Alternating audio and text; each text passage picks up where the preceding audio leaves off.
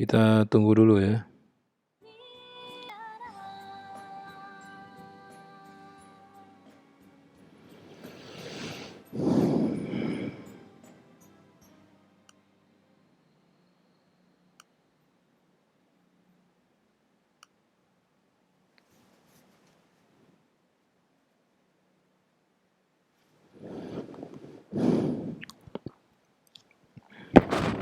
Oke, udah 10.04 ya, masih 7 orang ya. Masih banyak nih. Tolong dikasih tahu teman-temannya yang lain.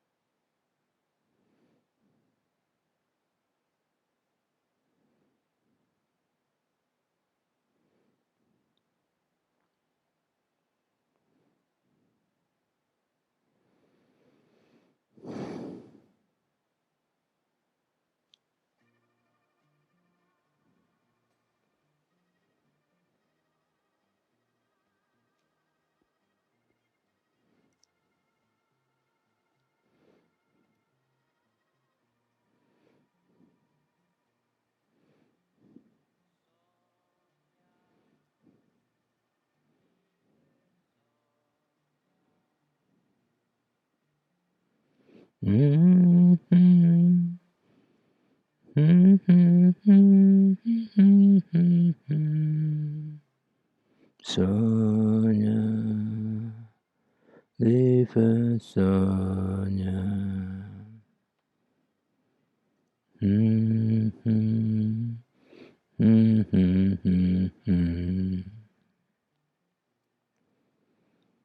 Sonya, lieve Sonya.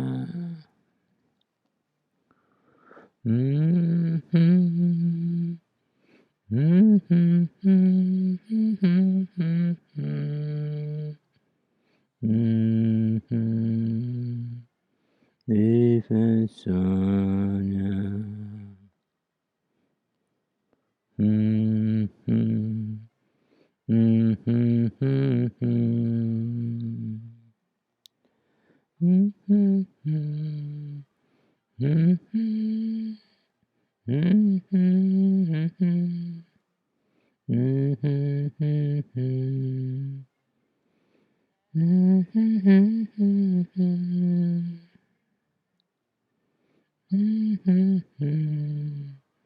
Masih 11. Kita mulai setelah lumayan lengkap ini, masih banyak yang belum hadir. Nah, daripada Anda mendengarkan atau melihat video pembelajaran, perlu pulsa lagi.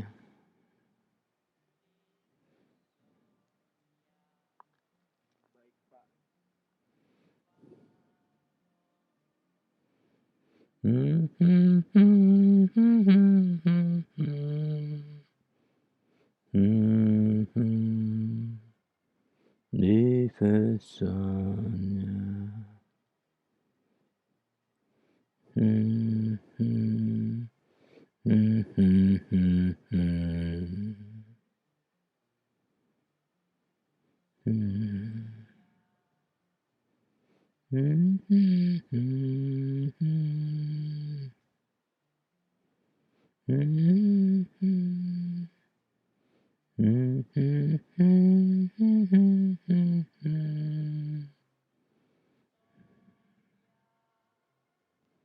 Lieve Sonya.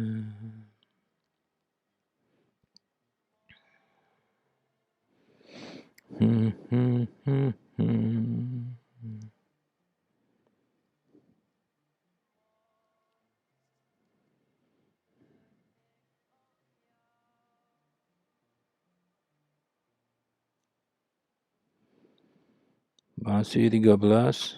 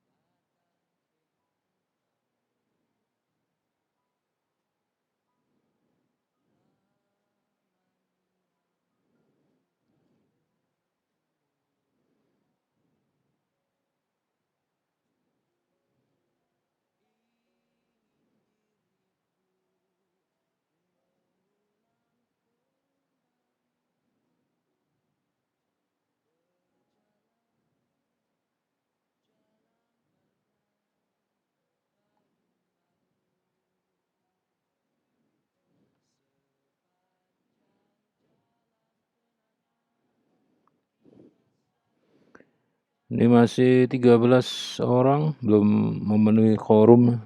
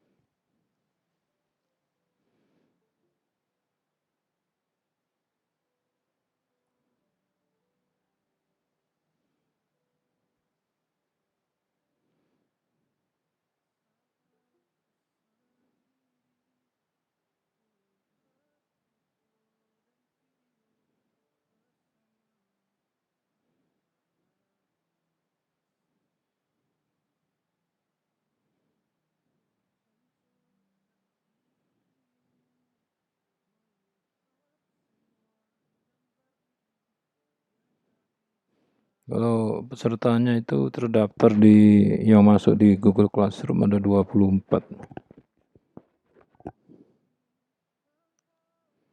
Ini baru 18, oke, 24 bagi 2, 12 tambah 1, 13.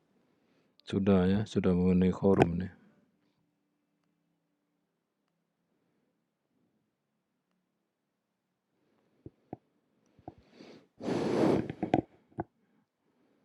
Oke, teman-teman mahasiswa, selamat pagi. Assalamualaikum warahmatullahi wabarakatuh.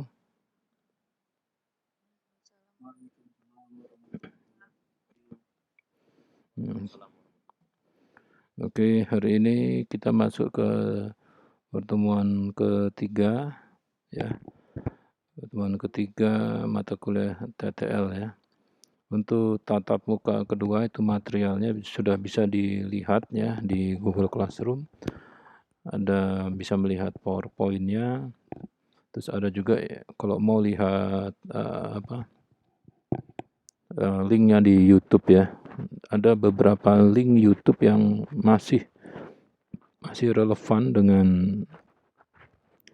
materi semester 115, tapi ada yang sudah tidak relevan sehingga saya harus update ya. Jadi saya update lagi.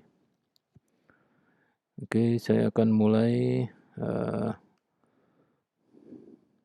Bentar, kok nggak ada ya.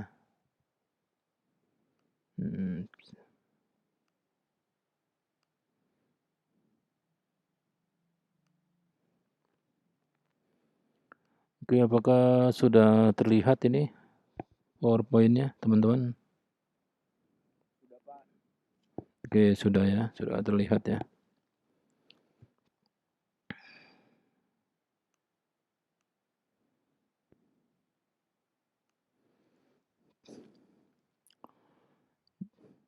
Jadi tujuan instruksional, jadi setelah Anda mengikuti tatap muka online yang ketiga ini, mahasiswa diharapkan dapat menjelaskan konsep penalaran ilmiah ya sebagai hasil dari kalau nanti Anda membuat tugas akhir atau membuat laporan pada saat Anda nanti insya Allah bekerja, itu laporannya juga harus ilmiah ya.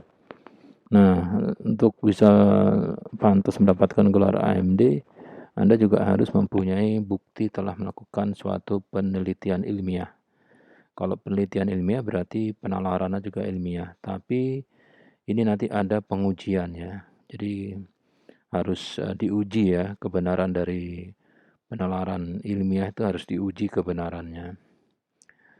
Saya ulangi lagi, ada 4 hal untuk dapat selamat di dunia. Manusia itu dikasih yang pertama adalah rasa ingin tahu ya. Rasa ingin tahu itu ada yang tinggi, ada yang rendah. Kalau bahasa zaman now itu namanya kepo. Rasa ingin tahu akan mengakibatkan seorang manusia akan mencari pengetahuan ya. Mencari pengetahuan. Nah, setelah diperoleh pengetahuan ya, ini nanti hasilnya harus diverifikasi karena manusia itu dikasih oleh Allah adalah rasa ragu-ragu. Ragu-ragu itu ini nggak percaya ya, pokoknya rasa tidak percaya.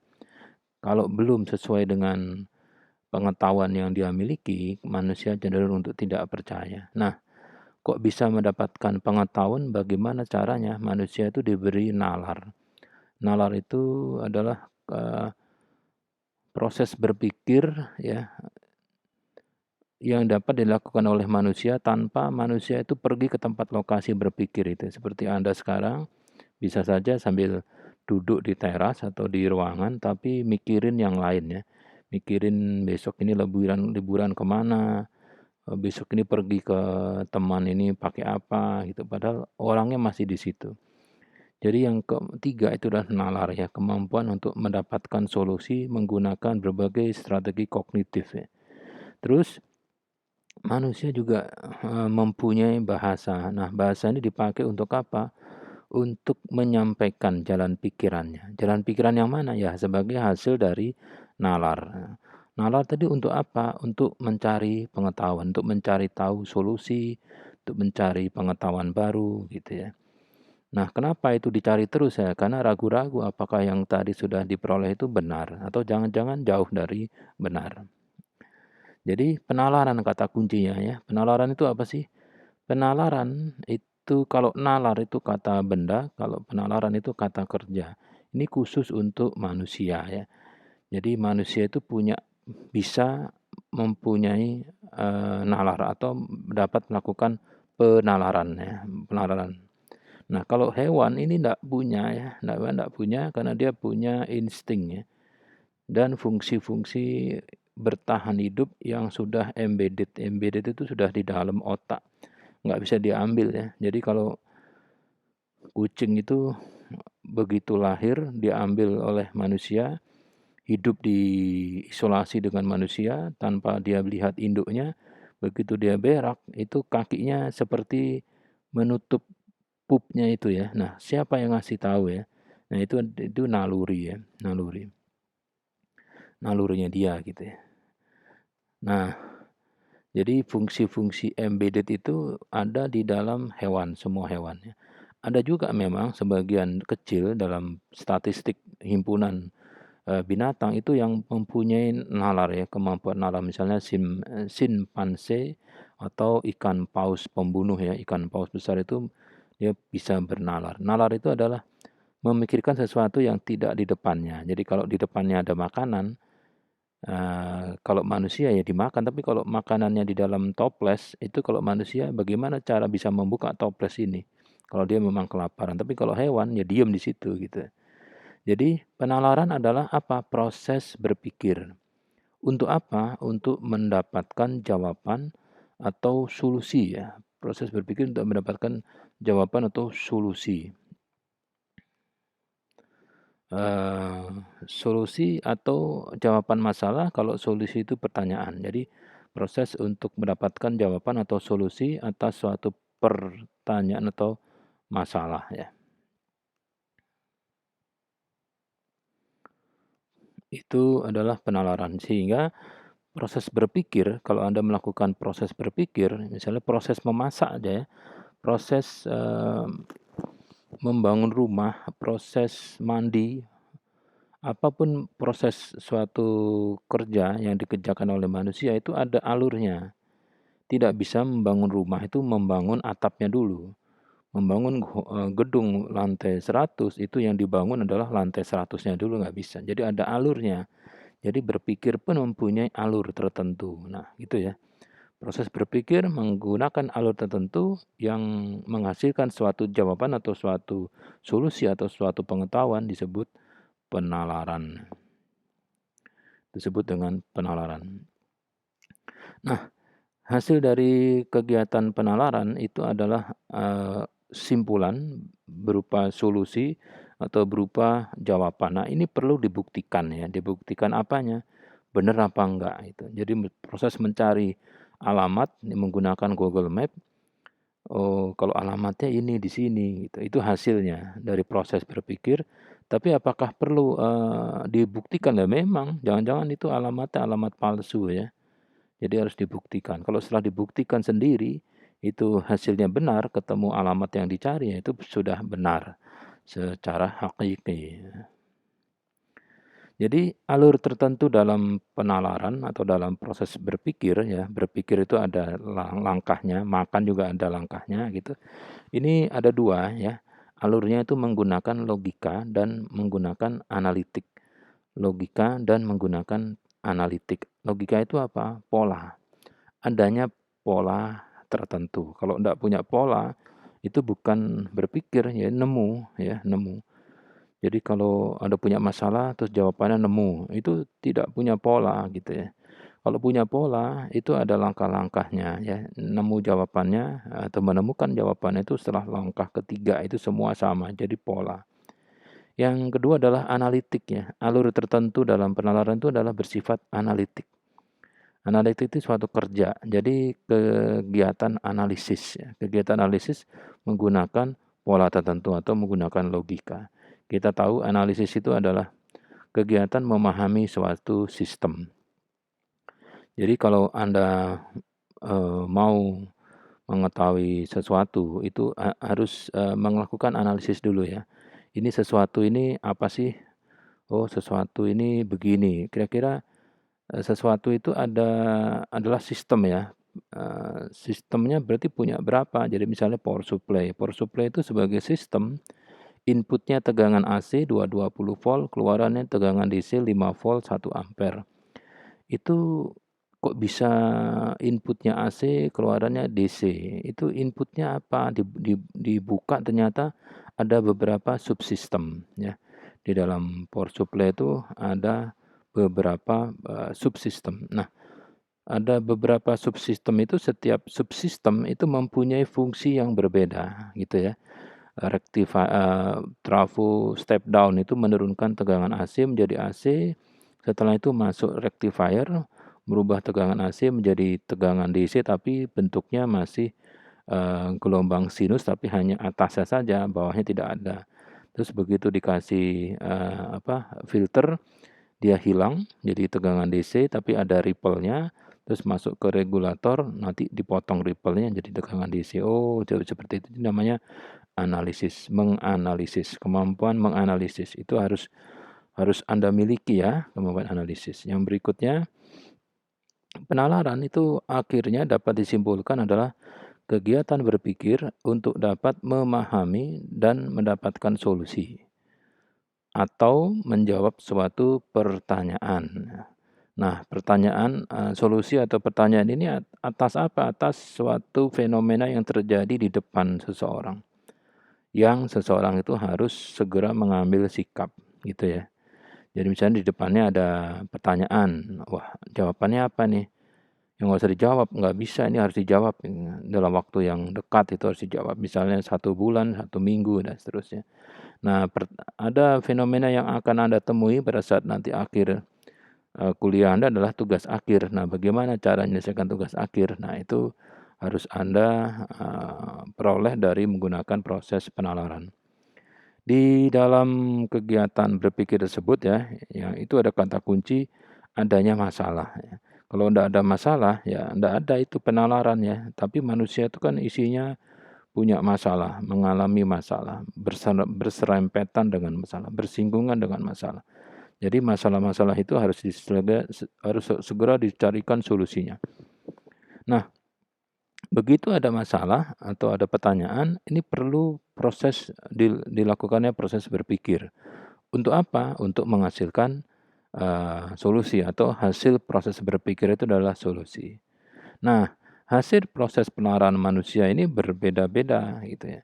Jadi kalau ada suatu pertanyaan, bagaimana cara dari Bogor ke Jakarta itu lewat mana? Itu kalau 10 orang jawabannya 10, bisa jadi ya, peluangnya punya 10 jawaban, dan itu semua katanya benar gitu. Yang mana yang benar gitu. 2 tambah 2 4 ya. 3 tambah 1 4. 4 tambah 0 4. 8 kurangi 4 kok 4 semua, yang benar yang mana ini? Nah, itu semua menjawab katanya benar. Jadi kebenaran itu mempunyai kriteria masing-masing ya. Setiap manusia mempunyai kebenarannya sendiri-sendiri. Nah, itu tidak boleh. Harus ada suatu ketentuan yang membuat kebenaran itu hanya satu ya, hakiki namanya.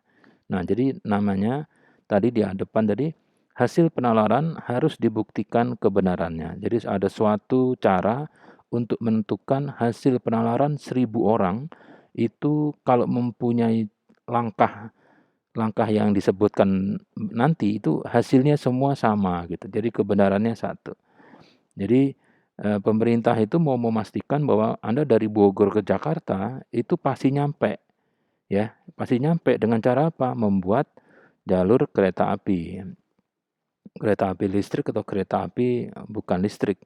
Jadi atau membuat moda transportasi yang lain, Transjakarta atau apa, untuk memastikan Bogor, Jakarta benar gitu.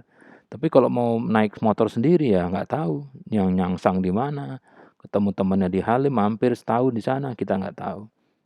Jadi itu harus dibuktikan menggunakan aturan yang baku gitu ya. Nah, ada beberapa paham untuk mencari kebenaran ya. Kebenaran itu kan harus dicari. Dari mana? Ya, kebenaran itu suatu statement hasil dari kalau orang berpikir itu nanti menghasilkan jawaban atau menghasilkan pengetahuan. Nah, pengetahuan atau hasil jawaban seseorang itu kan banyak sekali ya, harus dicari mana yang benar. Nah, paham atau teori untuk mencari kebenaran suatu pernyataan atau suatu jawaban itu ada dua paham, ada dua paham paling besar, yaitu paham rasionalisme, paham rasionalisme atau rasionalisme. Jadi paham yang mengagung-agungkan rasio. Jadi orang yang menganut paham rasionalisme ini akan menyebut suatu pernyataan itu sebagai suatu hasil proses berpikir itu benar ya jika masuk akal itu ya, jika masuk akal. Tapi kalau nggak masuk akalnya dia itu tidak benar. Tapi jangan berpikir ya, saya mau yang saya bilang tadi ya, saya mau merubah cahaya menjadi air. Nah, itu dianggap tidak benar ya. Tapi di dalam kelompok bidang ilmunya itu benar, itu ya. Itu benar. Jadi disebut rasio itu adalah rasio kelompok bidang ilmunya. Jadi kalau Anda ikut seminar kedokteran, ya itu Anda akan, wah nggak benar semua nih yang ngomong gitu, karena Anda tidak nyampe otaknya gitu. Sementara yang lain, yang orang-orang memang kedokteran, itu pun kedokterannya, kalau misalnya penyakit daleman, ya dokter untuk penyakit daleman yang datang. Kalau penyakit mata ya dia cuman heran-heran dikit gitu ya. Oh ada gitu ya. Oh hanya gitu aja. Jadi kalau membuka mobil hanya mengangkat tangannya ke atas terus bisa buka pintu mobil, itu bagi orang yang KBI-nya sama itu paham. Oh pakai ini ya, pakai RFID aktif ya gitu. Iya, oh iya berarti bisa. Jadi paham rasionalisme ini jika masuk akalnya KBI-nya itu akan disebut benar. Nah, kenapa benar? Karena menggunakan penarikan kesimpulan menggunakan logika deduktif. Jadi hasil berpikirnya itu telah disimpulkan menggunakan logika deduktif. Deduktif itu nanti kita ya. Nah, maksudnya deduktif itu apa?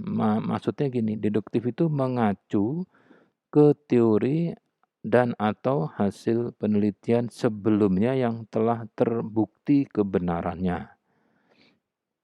Jadi kalau pernyataan disebut benar itu jika pernyataan tersebut itu mengacu ke teori-teori atau hasil-hasil penelitian yang sudah ada sebelumnya tapi sudah benar gitu. Jadi Anda itu nanti ya contohnya nanti. Yang kedua adalah paham empirisme atau empirism. Empiris ini intinya empiris itu dilakukan sendiri, dialami sendiri. Nah, gitu. Saya pernah loh ke Istana Negara. Kok bisa? Ya kan saya anaknya pejabat tinggi di sana. Oh.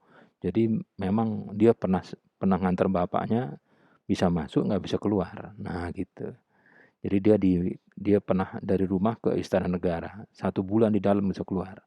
Jadi itu empiris, dia pernah mengalami sendiri. Jadi Suatu kebenaran dari suatu jawaban atau suatu statement itu jika sudah dialami sendiri, gitu. Itu namanya penarikannya menggunakan penarikan logika induktif. Jadi statement itu mengacu atau sama dengan data hasil pengujiannya sendiri. Itu namanya empiris. Kita jadi saya simpulkan, jadi penalaran ilmiah itu proses berpikir yang dapat digunakan untuk memahami suatu masalah sehingga dapat diperoleh suatu jawaban atau solusi yang solusinya atau jawaban itu telah disimpulkan menggunakan logika deduktif dan logika induktif ya, menggunakan rasio dan menggunakan bersifat empiris. Itu dan ya, bukan atau ya, dan. Jadi bukan salah satu tapi dua-duanya. Jadi disebut penalaran ilmiah itu akan mempunyai kebenaran kalau hasilnya itu adalah proses berpikirnya seseorang dan sudah disimpulkan menggunakan logika deduktif atau bersifat rasional dan bersifat empiris atau menggunakan logika induktif. Jadi kenapa pengujian itu perlu dilakukan untuk menguji kebenaran suatu pernyataan? Karena yang saya ulangi tadi ya, semua jalan pikiran manusia itu akan berbeda-beda.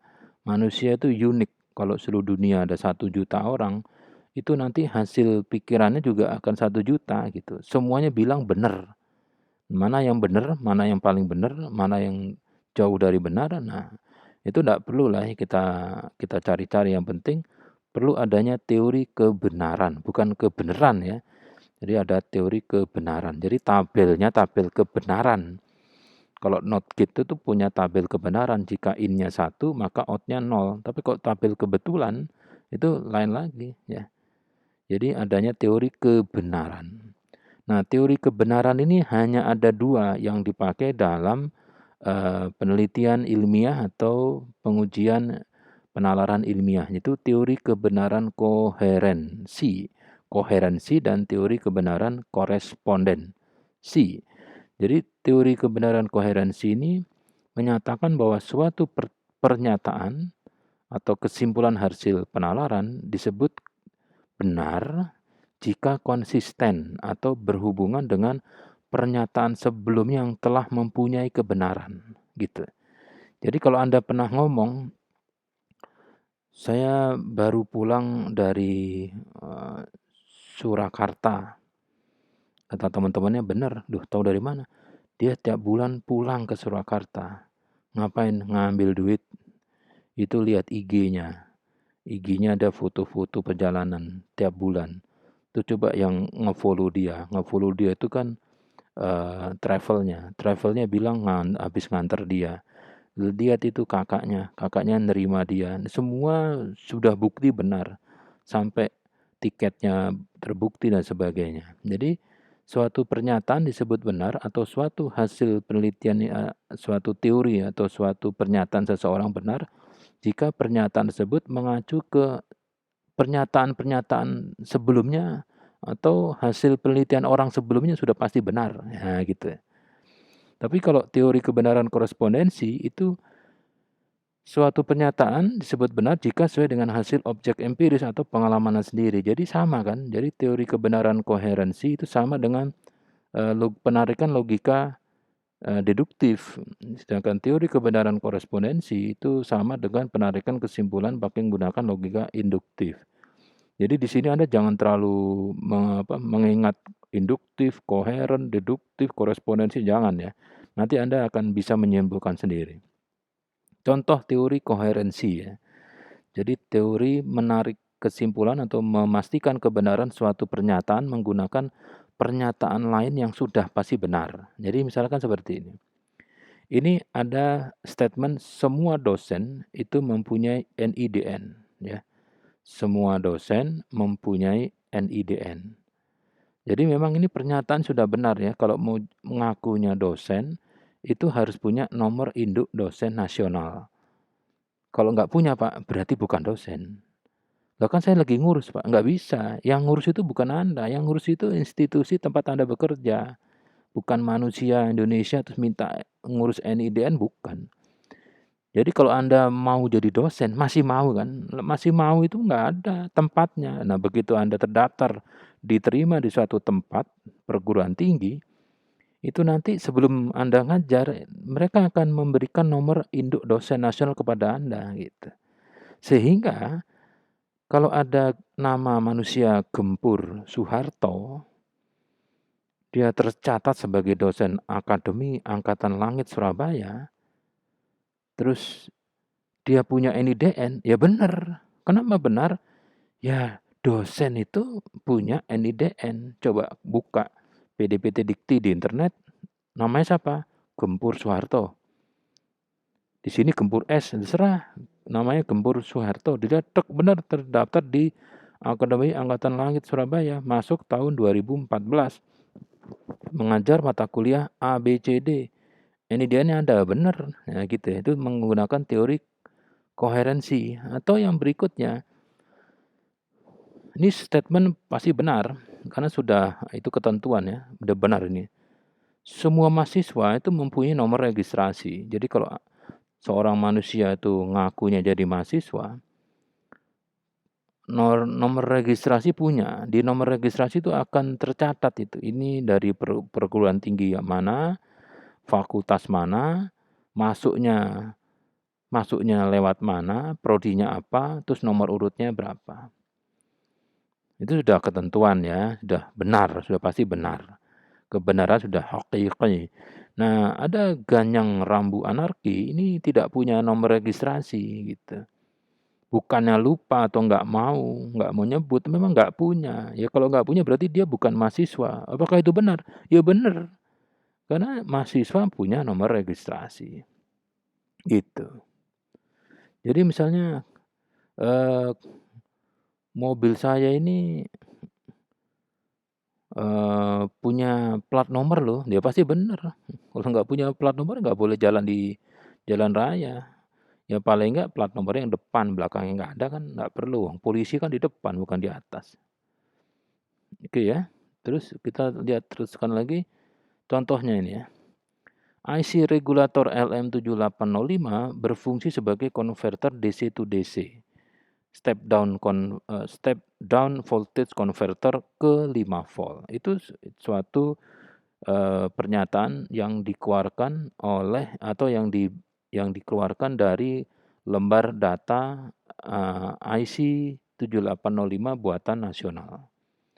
Jadi kalau ada rangkaian ya, rangkaian penguat audio di gambar 7 ini menggunakan IC penguat audio LM7805. Itu Anda bisa bilang rangkaiannya sesat. Kenapa rangkaiannya sesat? Karena LM7805 itu bukan sebagai penguat audio, tapi konverter.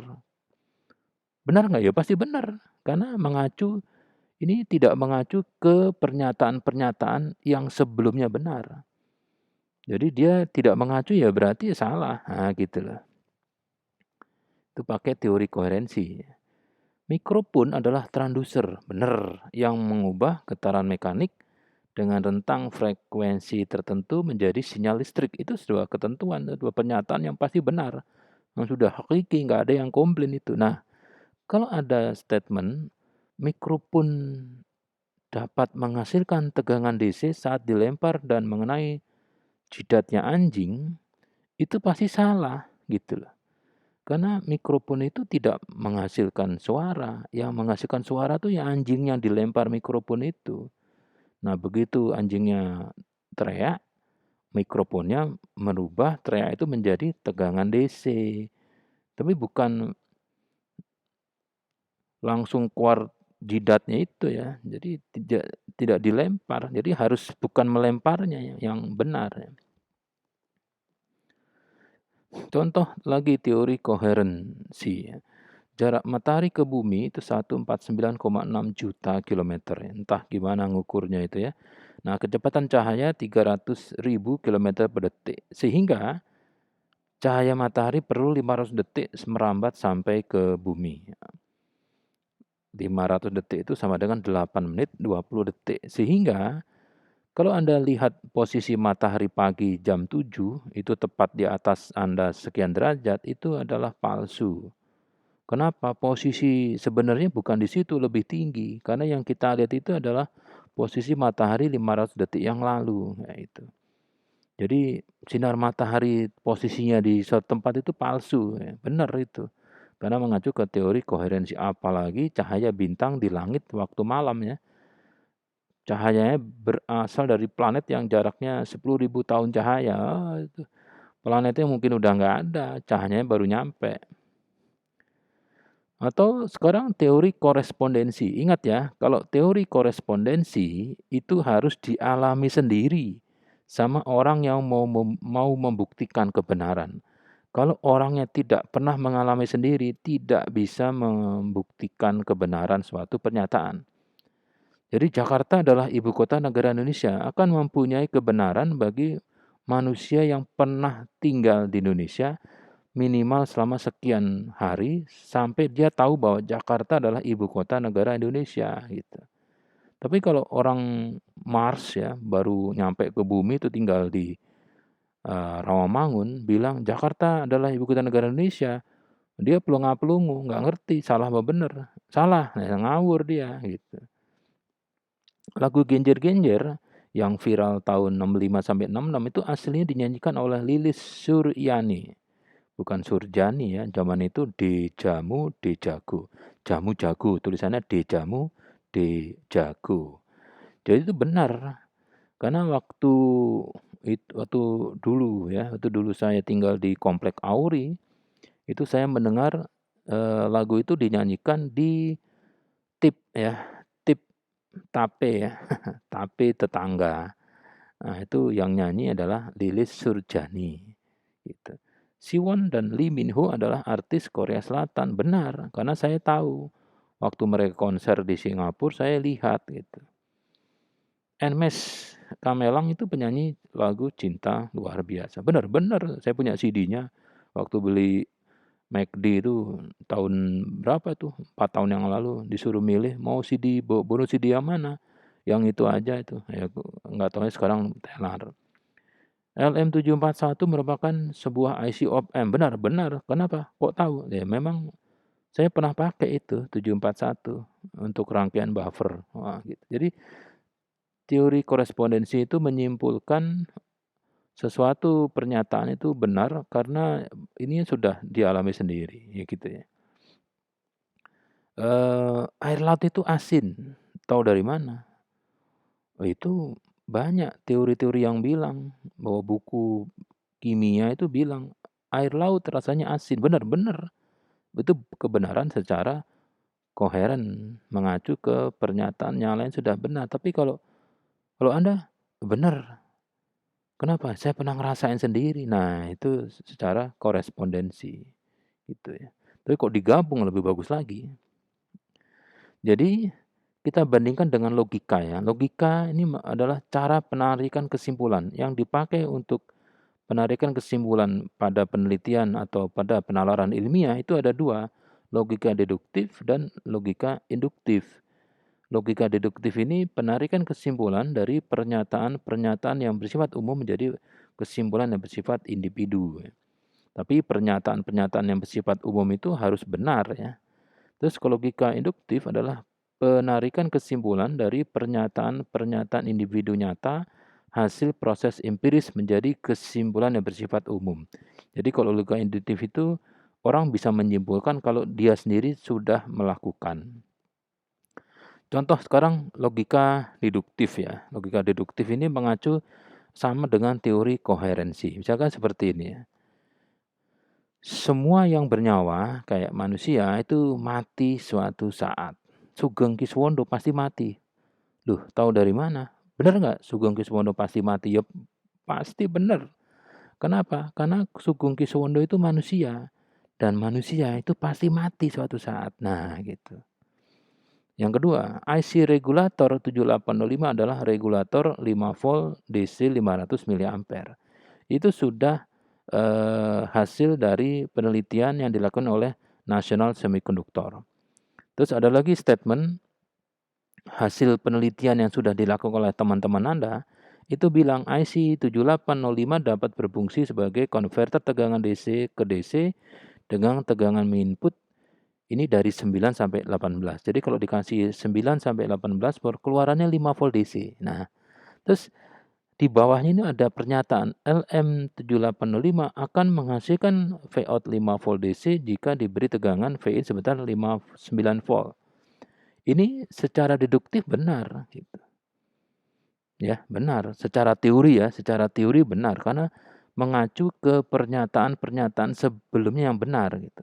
Tapi sebaiknya Anda harus memastikan gitu.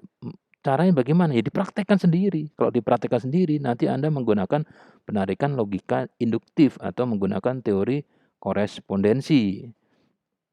Ini masih induktif ya. Misalnya, hasil pengujian memanaskan benda sampai suhu 500 derajat Celcius. Besi mencair.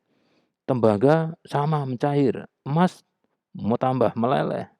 Aluminium mencair. Sehingga kesimpulannya, jika dipanaskan, logam akan mencair. Itu adalah suatu kebenaran menggunakan logika induktif. Gitu. Tapi ini karena harus dipraktekkan sendiri, jadinya teori korespondensi. Nah, misalkan seperti ini. Modul sensor tegangan dapat dihubungkan dan dibaca menggunakan Arduino board. Ya, ini hasil penelitiannya si A gitu. Yang hasil penelitiannya B, modul sensor arus dapat dihubungkan dan dibaca Arduino board. Nah, berarti Anda simpulkan ya, modul sensor analog dapat dihubungkan dan dibaca datanya oleh Arduino board. Itu. Nah, misalnya logika deduktif, logika induktif ini dapat digunakan untuk menyimpulkan secara ilmiah. Misalnya terjadinya kecelakaan kereta api di stasiun Jatinegara, ada kereta ditabrak dari belakang. Kereta yang berhenti ditabrak kereta dari belakang. Nah, ini press release dari KNKT ya, KNKT. Jadi dia menyebutkan pernyataan-pernyataan teori ya, pernyataan yang sudah pasti benar, itu sudah mengacu ke yang lama-lama sudah pasti benar, dan pernyataan hasil-hasil pengujian ya yang dilakukan oleh dia, sehingga mereka menyimpulkan yang kalimatnya yang berwarna merah ini. Jadi pertama, ada teori yang pasti benar bahwa setiap kereta api mempunyai Detmers pedal. Jadi pedalnya seperti yang di kanan itu ya, warna kuning. Jadi kalau Anda menjalankan kereta api supaya jalan, itu setelah mendapatkan dispatcher memberikan lampu hijau, berarti keretanya boleh jalan. Kalau mau jalan, Anda harus mencet sebagai masinis, Anda harus mencet itu pedal. Begitu pedal dipencet, keretanya jalan. Nah, 1 menit setelah kereta jalan, itu ada warning, bunyi tet tet tet tet atau lampu indikator menyala merah, flash ya, flashing, merahnya nyala mati. Itu untuk apa? Untuk memberitahu masinis bahwa lepas pedal. Kalau nggak dilepas, nah kereta apinya berhenti. Begitu kereta apinya mau berhenti, kurang mau berhenti, lupa ngelepas. Begitu dilepas, nanti kereta apinya jalan lagi untuk 1 menit. Tapi begitu dilepas, tet tet tet, harus diinjak lagi. Jadi masinis itu sibuk nginjek, nginjek, lepas, sehingga kalau masinisnya tidur, itu pasti akan di posisi salah satu, tidur lagi nginjek atau tidur lagi melepas pedal. Kalau seperti itu, kereta apinya akan berhenti. Nah, jadi gitu ya. Itu adalah teori yang sudah pasti benar. Yang kedua, masinis bertugas untuk menjalankan kereta api. Itu benar. Jadi yang menjalankan kereta api itu di Indonesia pada saat rentang kecelakaan itu adalah manusia ya, masinis, bukan secara otomatis. Masinis kereta api Indonesia adalah manusia. Nah, gitu ya. Nah, saat terjadinya kecelakaan, setelah terjadi kecelakaan, itu di dalam ruang masinis yang, sudah berhamburan kemana mana itu banyak unsur CO di badannya masinis itu, banyak CO-nya, di bajunya CO, di plafon ruangnya juga CO. Nah, ada CO berarti itu ada kebocoran CO di ruangan sehingga apa? Sehingga CO itu kalau dihirup oleh manusia nanti oksigen di dalam darah manusia itu akan diikat oleh CO. Jadi darah tidak ada oksigennya, nah gitu. Jadi unsur CO2 nih mengikat oksigen dalam darah manusia, ini teori, udah pasti benar. Jadi terus disimpulkan itu ya, berpikir dia melakukan penalaran mereka, jadi di ruangan masinis itu ada suatu sistem, pembakaran atau terbakar apa yang tidak sempurna sehingga gas CO-nya masuk ke ruang, chamber ruangan masinis. Nah, ruangan masinis ada manusianya, manusia menghirup gas CO. Nah, gas CO bereaksi dengan oksigen, oksigen di badan masinisnya akan diikat, terus masinisnya ngantuk. Ngantuk itu apa? Perintah dari otak. Kalau otak tidak mendapatkan O2, otak akan bilang, "Lu istirahat aja deh, lu tidur aja." Nanti masinisnya tidur. Nah, begitu tidur, kan tinggal detachment pedalnya yang terakhir ya. Kalau Masnya tidur menginjak detachment pedal, itu kereta apinya akan berhenti. Tapi kenapa kecelakaan? Setelah dicek, masinisnya tidur, ternyata penyebab kecelakaan KA di Jatinegara adalah karena KA tidak menggunakan detachment pedal. Jadi pedal-pedal yang di semua kereta api di Indonesia itu nyusahin. Jadi di bypass ya, negara plus 62 itu sudah nggak pakai detachment pedal. Nah, sejak saat itu hasil kesimpulan press release dari KNKT atas kecelakaan di Jatinegara itu memberi rekomendasi kepada menteri terkait, pihak terkait, semua kereta api di Indonesia ada detachment pedal. Begitu tidak ada di PHK atau dipecat pejabat yang berwenang. Nah, ini adalah cara penarikan kesimpulan atau, penelitian ilmiah yang dilakukan oleh KNKT menggunakan deduktif induktif ya. Misalnya seperti ini ya, ada statement kalau merokok filter bagi umat Islam itu haram. Dari mana gitu ya ngerokok filter kok haram gitu. Nah, itu ternyata menggunakan analisis ya, proses berpikir dia dianalisis itu menggunakan kesimpulan menggunakan deduktif induktif. Jadi misalkan gini, kalau menghisap satu batang rokok itu akan menghisap 2 sampai 3 miligram nikotin ke dalam paru-paru. Itu kalau satu. Kalau satu bungkus itu 10 sehari berarti kan 20 sampai 30 miligram.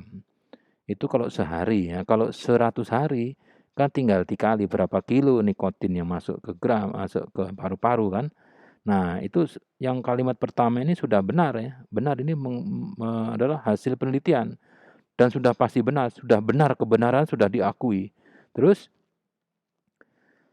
darah yang terpapar nikotin ya, ini me membuat fungsi paru-parunya akan tidak maksimal. Ini hasil penelitian, artikel hasil penelitian dilakukan oleh dokter spesialis daleman ya paru-paru. Nah, sehingga ini ya pabrik rokok itu ada juga R&D-nya, ada apa ya, ada lab-nya memasang filter di ujung rokok. Nah, untuk apa? Untuk mengurangi kadar nikotin. Nah, itu treatment yang dilakukan oleh sudah benar ya, treatment dilakukan oleh pabrik rokok. Nah, sekarang teori bilang bahwa untuk mencegah nikotin itu masuk ke dalam paru-paru, itu harus ada filter. Nah, di filter itu dikasih apa?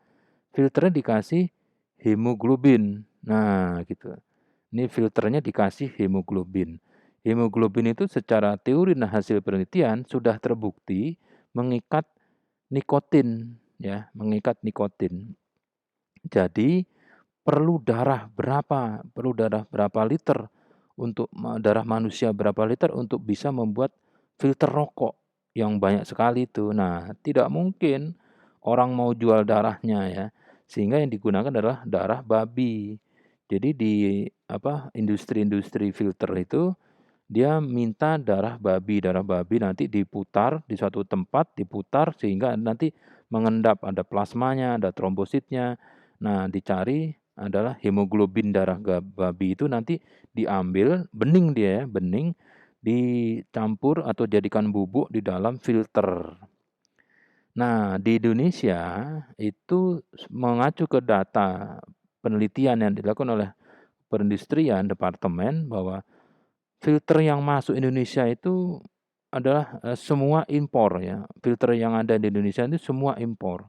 Pabrik rokok tidak pernah membuat filter sendiri. Kalau impor, begitu ditelusuri hasil penelitian, filter yang diimpor dari luar negeri itu mengacu ke 2 negara ya, negara Asia sama negara Eropa. Nah, 2 negara itu setelah diselidiki hasil penelitiannya membuktikan bahwa menggunakan hemoglobin dari babi. Nah, sehingga kesimpulannya, tapi tidak dilakukan, ini ya, dicoba sendiri ya. Kesimpulannya, kalau Anda merokok rokok yang ada filternya, berarti sama dengan ngemut darah babi. Itu berarti haram, itu. Kalau supaya tidak haram ya jangan ngemut filternya, potong filternya sehingga ada rokok yang tidak ada filter. Kalau begitu masuk nikotin, nah iya tinggal pilih mau haram atau, eee, tidak haram tapi kena nikotin. Nah itu aja, mati juga semuanya. "Loh kok mati Pak?" Lah kan manusia yang ngerokok. Manusia tuh ngerokok nggak rokok pasti mati gitu.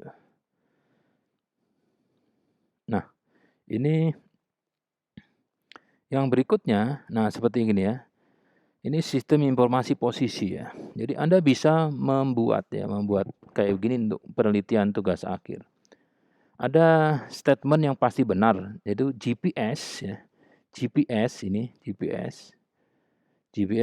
Global Positioning Satellite ya, adalah rangkaian elektronik yang dapat menerima sinyal-sinyal dari satelit sehingga dapat menghasilkan data longitude dan latitude posisi GPS-nya itu ke LCD atau ke perangkat yang lain menggunakan I/O-nya dia. Jadi ada kalau Anda punya GPS merek Garmin ya misalnya gitu ya, itu begitu dipencet, play gitu misalnya dia langsung keluar posisi Garmin-nya itu di latitude, longitude, sama ketinggian berapa. Kalau itu dimasukkan ke Google Map itu akan muncul posisinya gitu. Itu pasti benar ya. Nah yang kedua adalah pernyataan yang sudah pasti benar. Ini dari Arduino.cc atau hasil penelitian. Arduino board macam Arduino R3 ya, ini dapat dihubungkan dan juga membaca data dari GPS, itu bisa. Terus yang ketiga ada statement lagi yang udah pasti benar ya, ini dapat dari datasheet dari GSM SIM900 board, adalah rangkaian elektronika yang kami produksi ini dapat digunakan untuk menerima dan mengirim SMS. Kok bisa? Ini nanti ada bahasa etik komen dihubungkan ke sistem prosesor, itu nanti bisa digunakan untuk nyuruh board ini mengirim dan menerima SMS. Sehingga Anda bisa membuat kesimpulan ini. Jadi, jika GPS board dan GSM SIM900 dihubungkan ke Arduino board, maka akan diperoleh suatu sistem yang dapat menginformasikan posisi kendaraan jika sistem tersebut diletakkan di suatu kendaraan tersebut. Nah, itu apakah punya kebenaran? Benar, karena mengacu ke ya teori atau hasil penelitian sebelumnya yang pasti benar. Tapi ini kan belum diuji. Jadi masih secara deduktif. Jadi kalau mau diuji ya Anda bikin alatnya. Kalau hasilnya benar, berarti kesimpulan Anda sudah ilmiah itu. Udah benar, secara teori benar, dijalanin sendiri benar. Sehingga Kalau Anda dari tempat kos atau dari rumah ke kampus UNJ, itu sebetulnya menguji apakah teorinya benar. Teori apa, Pak? Ya, teori bahwa jalan dari rumah Anda tuh kalau diikuti bisa nyampe ke UNJ itu kan setiap hari diuji. Oh benar Pak, nyampe UNJ. Jadi teori yang saya pakai untuk ke UNJ itu benar. Suatu saat teori itu bisa salah. Begitu mau lewat, melewat jalan ini, jalan apa? Haji Ten, wah ditutup nih, sialan ditutup. Ada apa? Ada dangdutan. Nah, kalau motivasinya tinggi, Anda berpikir muter, nalarnya dipakai gimana caranya supaya bisa lewat gang, muter atau lewat jalan pemuda atau bagaimana. Tapi kalau motivasinya rendah, ya ikut dangdutan di situ gitu ya. Nah, penelitian ilmiah itu adalah suatu proses berpikir yang dilakukan seseorang untuk mendapatkan jawaban atas pertanyaan atau solusi atas masalah menggunakan logika deduktif dan logika induktif. Jadi kalau Anda mau atau membuat suatu penelitian ilmiah, itu nanti ada bab 2. Bab 2-nya itu isinya apa? Isinya membahas teori-teori atau hasil penelitian yang sudah pernah dilakukan sebelumnya atau sudah ada sebelumnya dan pasti benar. Nah, itu Anda ambil untuk membuat suatu rancangan. Rancangannya benar nggak? Ya pasti benar. Kenapa? Rancangannya mengacu ke teori dan hasil penelitian dia pasti benar. Tapi Anda kan ragu-ragu, orang kan ragu-ragu, hasil kesimpulan Anda sementara itu apakah benar? Nah, Anda uji menggunakan apa? Induktif, dipraktekkan sendiri, hasilnya benar Pak, ya sudah, berarti sudah ilmiah gitu. Jadi misalnya Anda dari rumah mau ke Istana Negara, belum.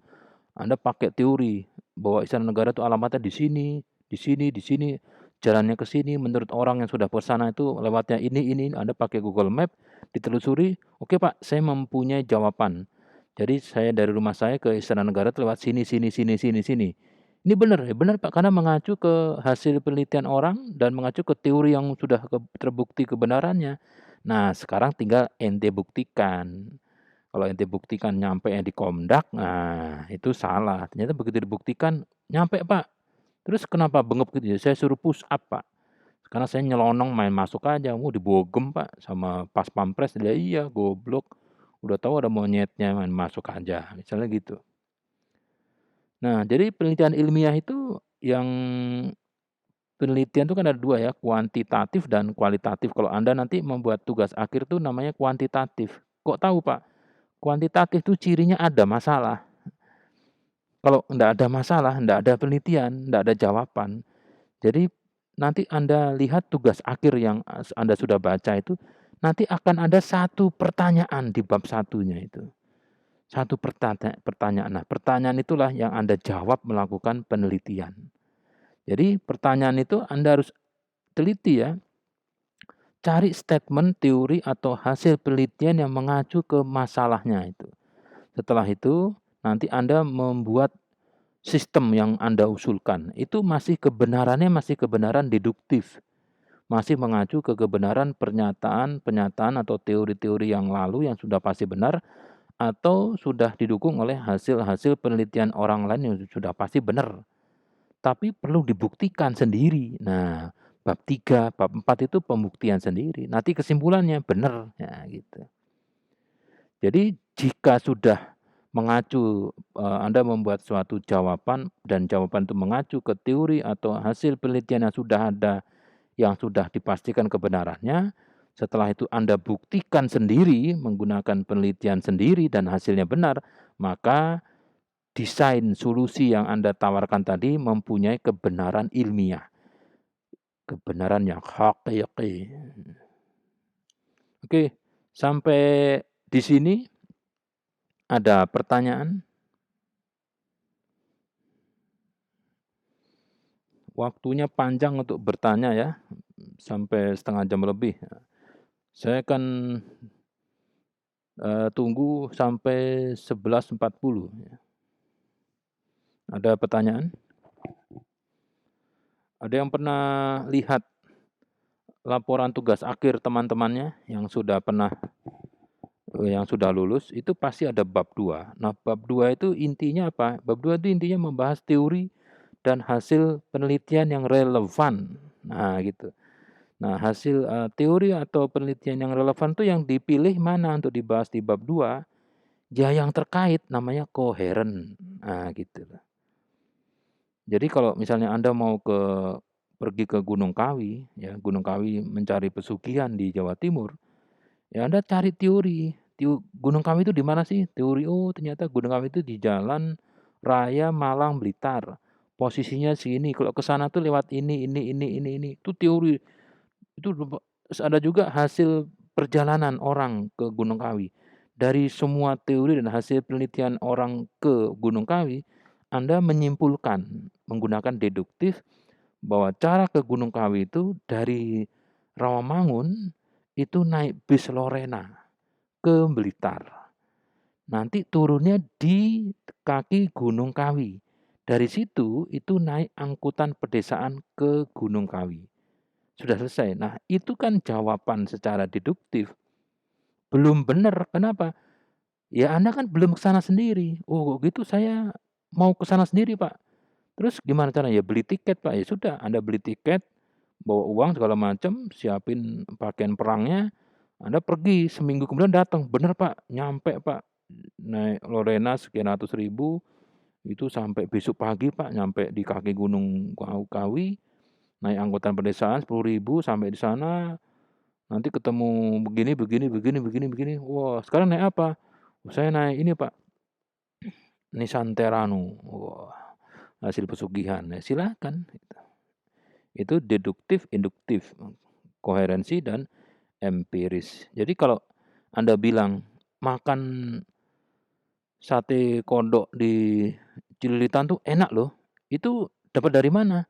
Kata teman saya. Ah, itu baru deduktif. Kalau mau benar, ya Anda sendiri yang harus ke sana, memastikan itu memang toko, makanan sate kodoknya itu Anda makan. Kalau memang enak, ya berarti kebenaran sudah ilmiah. Kalau cuman hasil teori itu belum ya, belum ilmiah, masih teori. Karena bisa jadi teori itu suatu saat tidak benar ya, tidak benar, masih salah. Ada pertanyaan sampai sini?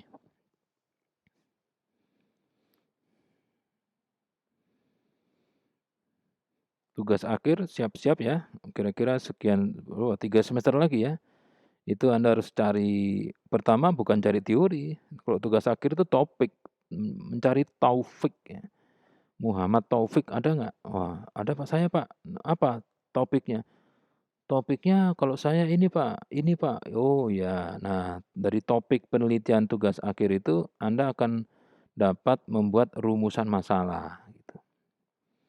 Misalnya ini kan kalau naik Transjakarta tuh kan kadang ada yang badannya sangat tinggi Pak, sehingga nggak bisa lihat kaca. Terus kan ada itu apa, Satpol PP-nya, oh dia main handphone terus Pak, kadang saya 40 kali naik bis, 40 kali kelewatan halte. Terus solusi yang ditawarkan apa? Nah, jadi nanti Transjakarta tuh kalau mau mendekati suatu halte, Transjakarta ada teriak, 100 menit lagi Transjakarta ini akan mendarat di halte Kebon Klengkeng. Nah, weh udah mau nih, gitu. Jadi bagaimana cara membuat sistem informasi di Transjakarta yang dapat menginformasikan halte yang akan didarati oleh Transjakarta, tanda tanya. Nah, itu. Nanti Anda membuat sistemnya, cari dari topik itu Anda temukan teori-teori yang terkait yang sudah pasti benar, pastikan benar ya, teori harus pasti benar. Hasil-hasil penelitian yang terkait yang sudah pasti benar, terus Anda obyok ya, Anda jadikan desain, desain penelitian membuat, sistem begini. Nah, itu masih kebenarannya masih kebenaran deduktif, kebenaran teori. Harus dibuktikan, caranya dibikin sendiri, Anda bikin sendiri, ternyata benar Pak, ya sudah, itu sudah ilmiah, terus itu alatnya Anda jual ke Pemda DKI. Wah, Anda dijual misalnya 1 miliar. Nah, jadi tugas Anda nanti install sistem yang Anda usulkan itu di semua bus Transjakarta. Kontrak 10 tahun. 1 miliar yang turun hanya 30%. Oh udah amsyong. Hati-hati. Ada pertanyaan?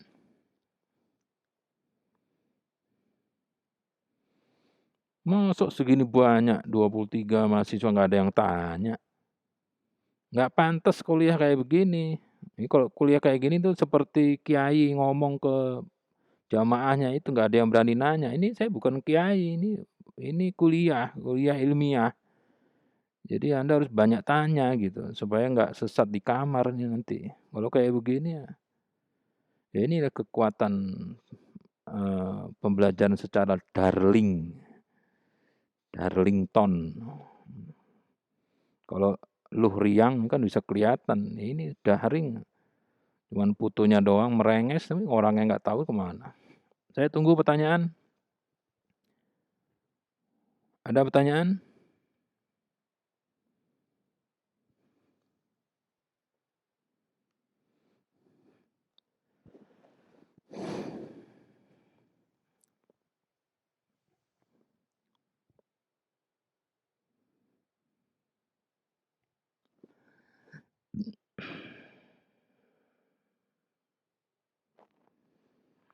Atau saya kasih pertanyaan, bikin teh itu ilmiah apa enggak?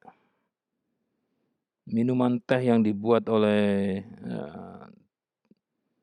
oleh Pak Pak Diding atau Mang Diding itu enak sekali loh. Ada pertanyaan yang lain?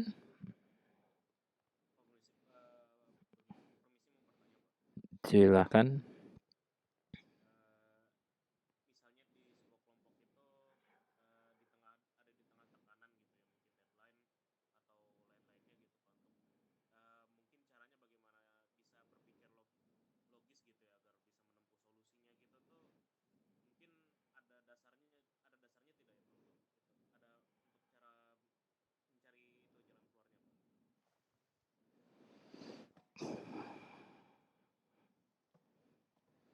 Ya kalau begitu ya memang harus bisa nerawang. Nerawang itu bukan dalam konotasi, jelek ya, nerawang itu dukun, bukan. Kalau Anda pacaran, itu peluangnya putus. Kalau Anda nikah, peluangnya cerai. Suami atau istri selingkuh. Kalau yang bagus-bagus sih itu normatif, tapi yang jelek-jelek kan Anda harus antisipasi gitu. Kalau naik gunung berapa hari? Cuman 2 malam. Siapa yang bilang 2 malam? Bisa aja lu sebulan hilang di sana. Jadi bawa pakaian yang bisa dipakai untuk 1 bulan. Nah gitu misalnya. Jadi kalau ada mengikuti sesuatu, jangan ikut-ikut saja gitu, ya. Jangan ikut-ikut saja. Jadi kalau ikut sesuatu kegiatan, misalnya ikut kegiatan, terus Anda berpapasan dengan orang yang sudah ikut kegiatan itu 3 hari yang lalu, mukanya ditekuk. Waduh kenapa itu? Jangan dicuekin, gitu. Jadi kalau Anda masuk di misalnya angkatan tahun 2000 berapa nih? Angkatan berapa Anda?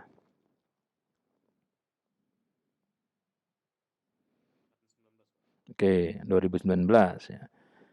Nah itu nanti coba ngobrol dengan angkatan 2018, 2017, ngobrol gitu, misalnya gitu ya. Terus tanya-tanya, "Emang kenapa pada kecut semua mukanya?" "Wah gimana nih kuliah, dosennya nggak mau tahu, tugasnya segabruk, besok harus kelar, padahal dosennya cuman lihat di WhatsApp, lihat di Google," gitu-gitu aja. Tapi tugas-tugas itu sejak turun-temurun, sejak dulu memang dikasih gitu. Jadi kalau Anda ikut suatu mata kuliah, lihat pendahulu-pendahulu Anda tuh kayak apa gitu. Kalau pada nggak karu-karuan ya, oh kalau ikut mata kuliah ini atau itu kegiatan ini, kalau ikut training ini, itu nanti tugasnya begini begini begini begini begini begini. Waduh berat nih. Anda melakukan simulasi, sehingga dari awal sudah dapat diantisipasi. Ini kayak mendung nih, waduh bakal hujan, kalau hujan bagaimana? Nggak ada pohon buat topi nih, wah bawa kresek. Nah, kok bawa kresek? Ya buat pakaian kotor, dalam arti kalau hujan bisa buat topi kan gitu. Sebab kalau dalam kondisi yang kecepit ya, dalam kondisi yang harus memutuskan, kalau harus memutuskan waktunya 2 bulan di puncak, itu kita bisa maksimal mendapatkan hasil. Tapi kalau dalam 2 jam harus memutuskan sesuatu hal yang nyari pengetahuannya aja sulit, itu ya. Itu ya yang didapat lebih baik mundur daripada Anda menghasilkan suatu pengetahuan atau suatu kesimpulan atau suatu jawaban yang tidak ilmiah. Nggak ilmiah pakai pakai apa? Yang tidak menggunakan teori atau hasil penelitian yang sudah pasti benar. Kenapa? Insting, pakainya insting. Atau pakai bisikan dari hati, udah jawabannya ini aja, pakai itu aja gitu. Misalnya nih, nyari alamat, waktu udah tinggal 1 jam lagi acara nih, sementara ini masih di jalan. Masih jalan bagaimana? Ini belok kiri atau lurus nih gitu, belok kiri apa lurus? Wah, ada yang bisikin, belok kiri. Nah, Anda belok kiri. Tambah ruwet, kok tambah ruwet nih? Udah diam aja, kata di hati Anda. Begitu di ujung, kiri apa kanan? Belok kanan. Nah, Anda ikuti yang kata hati, nyampe juga. Tapi yang kata hati itu siapa gitu. Tidak ada ilmiahnya gitu. Lalu nanti kalau diulangi lagi satu tempat Anda mencari alamat lagi, belum tentu ada kata hati yang ngomong itu. Kata hati yang ngomong itu ya kalau nggak malaikat ya iblis atau ponakannya, demit, syaiton, dan lain-lain. Jadi jawaban saya terhadap pertanyaan Anda ya, tidak mungkin bisa ya kita menjawab sesuatu dalam tekanan waktu. Nah, kalau seperti itu, yang keluar adalah insting yang pernah Anda alami sebelumnya. Itu namanya insting hewan. Hewan itu kalau diinjek, itu langsung otomatis nyakar. Jadi jangan menolong anjing yang kejepit pagar.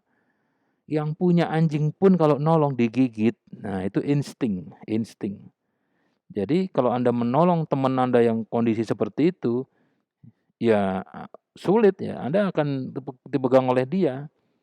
Jadi lebih baik menghindar, kalau bisa menghindar kegiatan kayak begitu.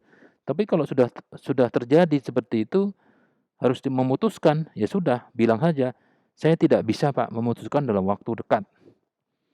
Terus kalau nggak bisa mutusin gimana? Ya terserah, saya nggak bisa Pak, karena waktunya mepet, nggak bisa, saya nggak bisa ikut ini, gitu.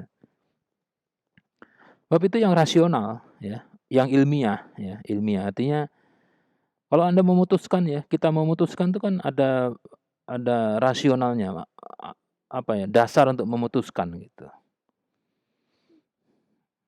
"Oh cerai aja lu, itu pasangan lu begini begini begini begini."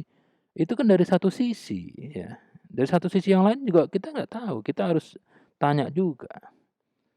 Jadi kalau mau menghukum mati, ya, pahlawan, pahlawan kok dihukum mati, nggak salah. Iya, namanya pahlawan itu perampok bank itu kan pahlawan buat keluarganya, karena dia yang memberi nafkah keluarganya, walaupun caranya merampok. Tapi yang kerampokan kan itu maling, dia bilang maling atau penjahat. Jadi persepsinya beda kalau Anda melihat. Jadi jangan-jangan Anda dites gitu ya, Anda sedang dites kayak apa nih kalau ditekan dalam waktu yang singkat untuk menghasilkan suatu kesimpulan atau suatu keputusan. Ya kalau seperti itu bilang aja begini, kalau disuruh memutuskan dalam waktu yang sangat cepat seperti ini, sambil mikir tuh ya, sambil ngomong ngalor gitu tapi sambil mikir, ya paling keputusannya tidak akan maksimal, Pak. Iya, apa keputusannya? Ya masalahnya begini, Pak, keputusan itu kan harus diputuskan menggunakan dasar-dasar yang ilmiah, sambil nyari pikir apa hasilnya ya. Terus akhirnya komentok bilang gini, ya paling yang bisa saya tawarkan untuk solusi dengan kecepatan waktu yang seperti ini, hanya bisa begini begini begini, udah selesai. Begini-begini itu apa? Ya itu tergantung jam terbang ya, jam terbang Anda semua. Kalau literasinya baik, kupingnya banyak dipakai untuk mendengar orang, jadi bisa aja di lift ya, di lift nih orang ya, orang mencari, sales mencari orang namanya, Lontong, Joni Lontong. Dia ada di lantai 17, gedung pemerintah. Di lantai 1 tuh bingung, Joni Lontong lantai 17 orangnya kayak apa? Nah, pada saat naik di lantai 1, itu banyak orang yang keluar masuk lift. Di situ ada yang bilang, nanti kalau ketemu Pak Joni, "Oh, Pak Lontong datang?" "Iya, Pak Lontong datang. Dia yang sekarang pakai baju baru tuh, baju barunya merah marun." Nah, Anda sudah punya, kupingnya nyala, "Oh, Pak Joni Lontong hari ini pakai baju baru merah marun." Itu sebagai data Anda. Jadi begitu nanti naik lantai 17, terus mana nih Joni Lontong yang pakai baju merah marun ada 4 nih. Anda tanya ke orang itu, "Misi Pak, itu Pak Joni Lontong yang bajunya baru tuh, eee, bisa ditemui nggak?" "Itu lagi ngobrol sama yang ibu-ibu pakai kaos kuning." "Oh, oh begitu, oh tahu di sana." Jadi telinga, mata itu harus Anda pakai selama menuju ke posisi itu, gitu. Orang kalau jalan kaki ya, udah pelan-pelan nih, malam-malam jalan kaki lewat komplek, Cucuwiti bilang, "Jangan lewat situ ya." "Kenapa?" "Oh, lihat aja sendiri, jalan udah pelan-pelan nih." Ternyata di situ ada anjing, anjingnya kalau duduk tingginya 1 meter, duduk aja 1 meter, begitu lihat Anda jalan, anjingnya lari, wah gitu ya. Nah, Anda kan cuma punya waktu kira-kira 5 detik, mau lari atau ngelawan, ya kan. Mau fight atau flight. Kalau fight ya tempur sama anjing, kalau flight ya kabur. Cuman punya waktu 5 detik. Nah, sekarang pengalaman Anda punya nggak? Waduh, anjing segede-gede, duduknya aja 1 meter, begitu lari 1,5 meter.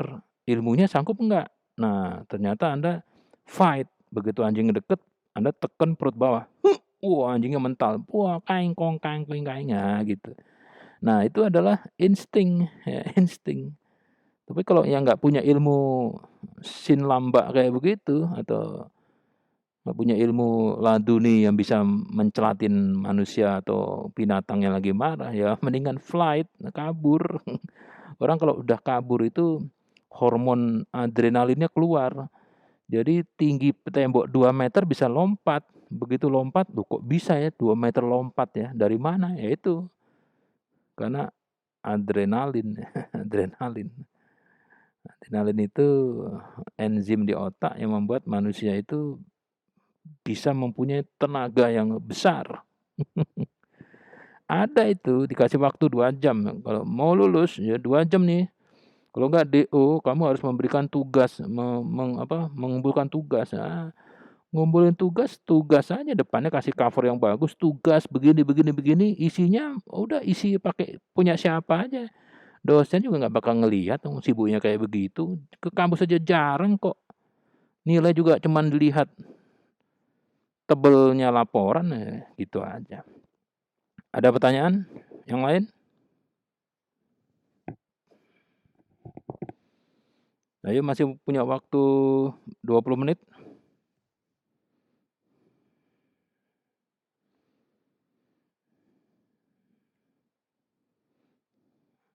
Tenang, ini direkam, nanti rekamannya di-upload di YouTube. Jadi Anda bisa melihat lagi kalau lupa gitu ya. Barangkali lupa nyatet. Ayo yang nanya, yang lain yang nanya dong, jangan yang tadi-tadi aja. Supaya ada aktivitinya terlihat, pantas jadi mahasiswa kalau kuliah tanya gitu. Jangan diem aja.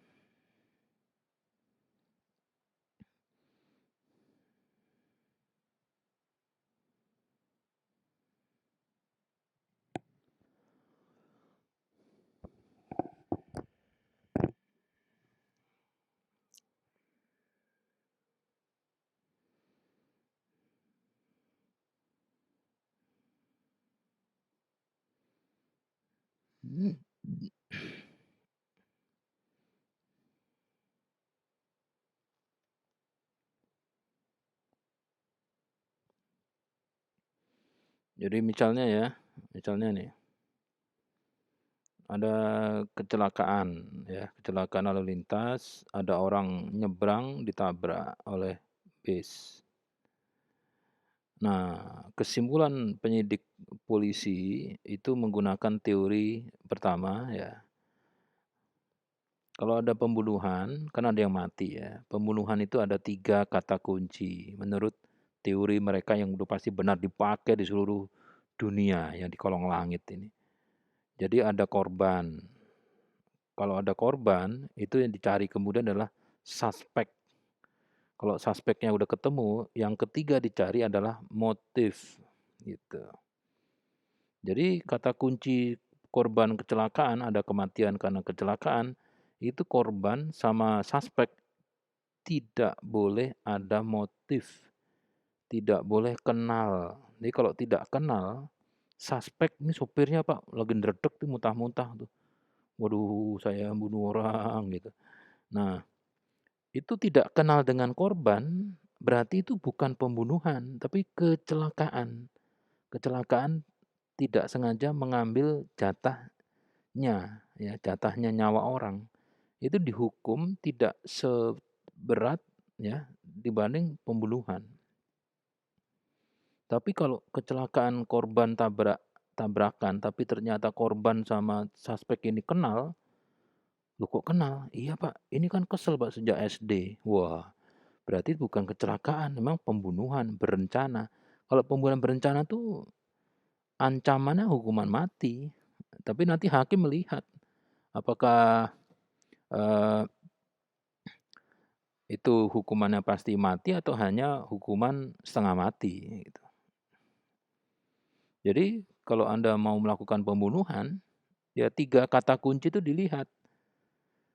Ada teorinya begitu ya. Kita mengacu ke teori, bukan mengacu ke yang lain. Ada korban, korbannya ada. Nggak ada, Pak. Nggak ketemu sampai sekarang tuh mayatnya di mana. Suspeknya ada itu, Pak, suspeknya, Pak. Darahnya korban itu yang mati itu darahnya di badannya dia, Pak.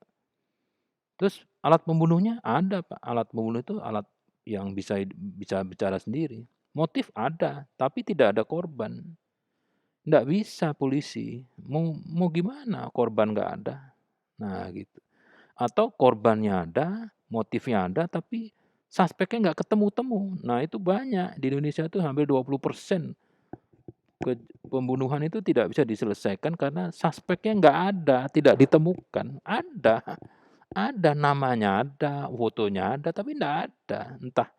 Entah di entah sudah disukabumikan, ya entah hilang mukso, ya hilang atau kemana. Tapi sampai sekarang ini udah usia udah 50 tahun hilang itu, Pak. Berarti kalau dia bunuh usia 20, 70 tahun, dia nggak ketemu-temu, Pak, sampai sekarang, Pak. Ya udah, itu tidak bisa diselesaikan. Ada pertanyaan? Jadi kalau ngomong itu minimal menggunakan teori yang sudah pasti benar atau hasil penelitian yang sudah pasti benar. Gitu loh. Jadi misalnya makan sate siang-siang gini enak. Kenapa? Ya sate itu ya enak sejak dulu. Nah, sekarang kalau ditambah sate yang mana? Sate Blora. Makan sate Blora tuh enak loh. Itu teori-teori bilang ya sate Blora itu bumbunya begini, caranya begini. Udah pasti enak. Kenapa? Hasil penelitian oleh orang-orang yang sudah pernah mencoba itu terus testimoni bilang enak. Nah, itu kan baru teori ya, harus dicoba sendiri. Begitu coba sendiri rasanya nggak enak ya, menurut Anda ya nggak enak itu. Orang lain enak itu masalahnya orang lain, ya gitu ya. Jadi kebenaran hakiki. Nah, seperti halnya tugas akhir Anda itu juga seperti itu.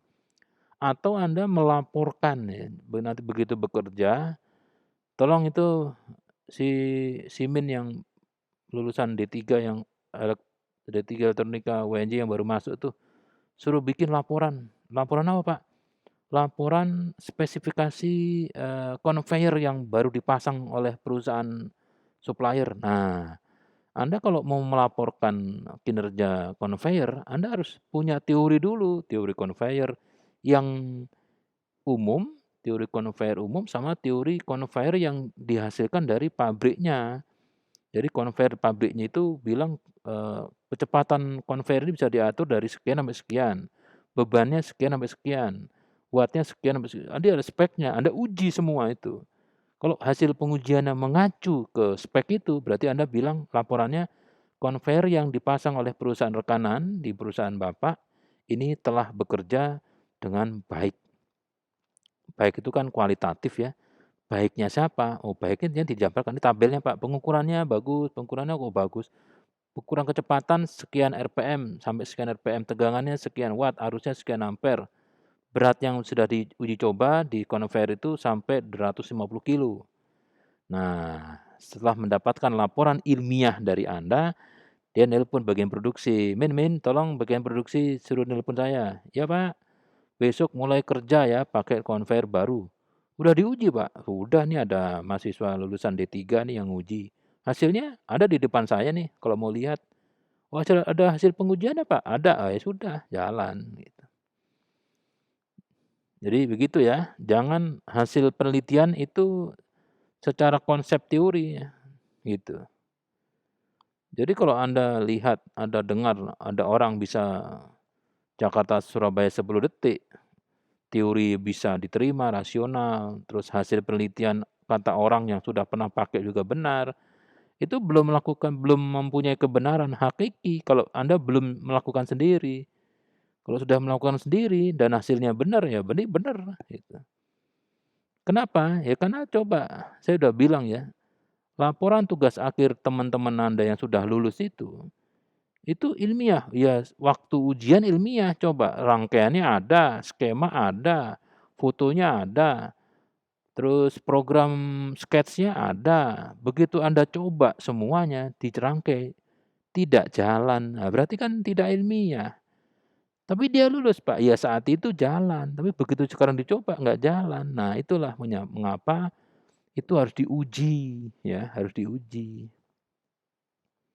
Jadi kalau cuman desain itu masih separuh, harus teori mah cari pacar banyak, teorinya A, teori B, hasil penelitiannya si A, B, tapi udah punya pacar masih jomblo, lah ya itu belum bener, kalau mau bener coba sendiri sampai membuktikan 10 teori itu hasilnya 10 pacar. Nah itu baru sesat, artinya bener, bener tapi sesat. Bahwa bener bener apa Pak, kok sesat? Ya bener bahwa teori yang 10 itu bener semua, bisa mendapatkan pacar, ini pacarnya 10 nih, yang satu pakai teori A dan seterusnya. Nah begitu nikah sama yang lain lagi, wah udah, itu membuktikan teori, karena pacaran sama siapa, nikah sama siapa. Ada pertanyaan? Masih kurang 40 menit ya, ini 30, masih kurang berapa menit lagi? Kan tadi diawali tidak pas jam 10 kan, lebih dari jam 10. Ayo ada pertanyaan dong, kalau nggak ada pertanyaan bagaimana ini? Saya kan nggak tahu. Ya, silakan. Itu yang di tugas TM1 kan ada perintah pastikan telah menonton video pembelajaran TM1. Itu video TM1-nya yang di mana ya, Pak? Di coba aja dilihat di apa, tatap muka 2. Emang di TM1 tidak ada link lihat video? TM1 nggak ada link video,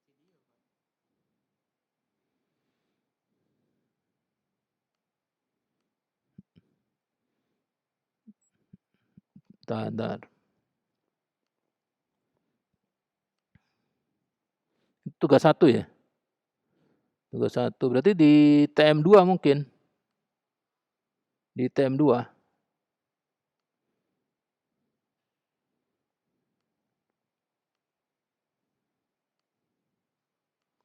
Di sini nih. Ini kan TM2 nih. Nih, TM2. Ini ada nih. Insiden Iya, manfaat ini ada. Ini kalau diklik kan larinya ke YouTube. Ya, coba benar nggak isinya? Nah, ya kan ada kan? Mhm. Karena tugas 1 itu kan bukan otomatis ke TM1 ya, ya pokoknya tugas 1 lihat materi-materi yang sudah diberikan sebelumnya. Jadi kalau tugas 2 ya lihat materi-materi yang lainnya. Ya pokoknya tugas N itu melihat materi-materi di N atau N minus ya, -1, -2, -3 dan seterusnya. Jadi kalau tugas 1 ya lihat tatap muka sebelum 1, nggak ada. Tatap tugas tugas tugas 1 dilihat sekarang yang ada baru tatap muka 3. Nah, dilihat 3, 2, 1 itu apa saja. Sebab kalau tidak melihat Anda tidak bisa mengerjakan itu. Dasarnya apa? Ya. Yang lain ada?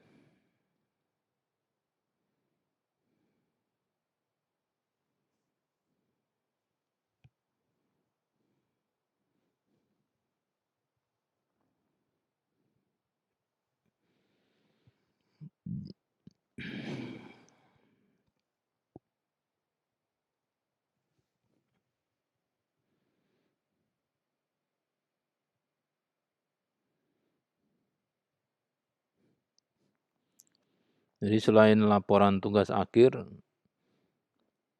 ya Anda juga harus bisa membuat laporan ya. Laporan itu ya kalau nanti Anda kerja, misalnya laporan perjalanan, itu juga harus ilmiah ya. Laporan perakitan, setting, install rangkaian atau laporan menginstal sistem, jadi misalnya ya, Anda pernah dengar UT nggak? United Tractor. United Tractor. United Tractor itu menyewakan traktor di seluruh wilayah Indonesia. Dia hitungannya per jam. Per jam apa? Jadi pokoknya kalau mau sewa traktornya United Tractor itu sampai TKP ya, sampai di misalnya di Kalimantan, pedalaman Kalimantan, ya nanti mereka yang kasih ya. Tapi ongkosnya mereka harus bayar, terus nanti dihitung sewa per jam mesinnya nyala ya. Lah kok tahu kalau nyala gitu? Tahu dari mana? Wong itu di pedalaman. Pedalaman itu hanya ada traktor sama perusahaan yang menyewa traktor. Nah, di traktor itu sudah sistemnya komplit. Begitu traktornya dinyalakan, dia langsung bisa bisa terdeteksi mesin nyala, terus dia menginformasikan menggunakan kartu biru ke kontrol yang di Jakarta, yang di jalan apa itu, ya UT itu ya, punya perusahaannya Astra itu, akan terlihat, oh ini traktornya si A ini hidup nih, mesinnya hidup sekarang posisinya di sini. Oh ternyata dia dipakai untuk gini gini gini, posisinya gimana, tekanan apa, tekanan oli, minyak, semuanya berfungsi semua. Hari ini yang ini dipakai sekian jam. Nah gitu, nanti keluar tuh berapa dolar. Nanti akan ada rekap, itu setiap berapa hari. Nah laporan install sistem itu Anda harus melaporkan ya. Ya kalau membuat laporan ya harus ilmiah ya, harus ilmiah itu ya pertama ya ada teorinya dulu atau hasil-hasil penelitian yang sudah terbukti kebenarannya, baru Anda melaporkan hasilnya, mengukur hasilnya di TKP. Itu namanya laporan ilmiah. Kalau tugas akhir beda lagi ya, beda lagi.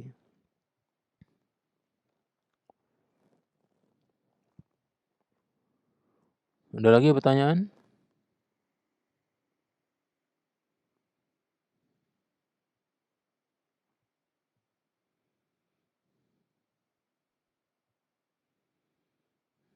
Jadi semua ilmu di dunia ini bisa dipelajari.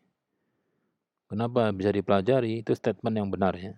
Sudah mempunyai kebenaran. Semua ilmu di dunia ini bisa dipelajari.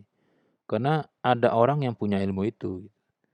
Jadi kalau orang bisa berjalan di atas air misalnya, yang paling gampang aja, nah buktinya dia bisa berjalan di atas air. Pasti dia punya punya guru atau punya buku atau punya cara. Nah, Anda ikut belajar, oh teorinya begini.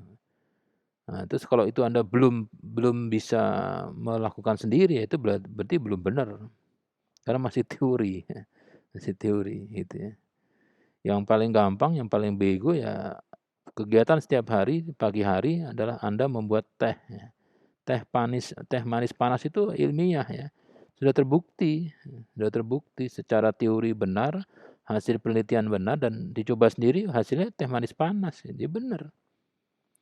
Itu namanya ilmiah gitu. Tapi kalau membuat teh yang hanya bisa dilakukan oleh seseorang, orang lain nggak bisa bikin, ya itu kebenarannya bukan ilmiah, ya kebenaran buat dia sendiri.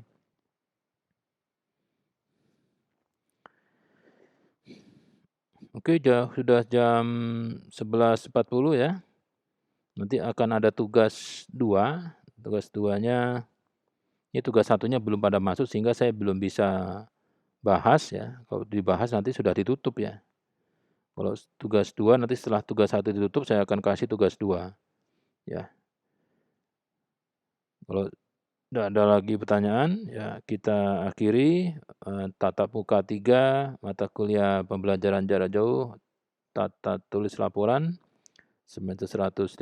Selamat siang. Assalamualaikum warahmatullahi wabarakatuh.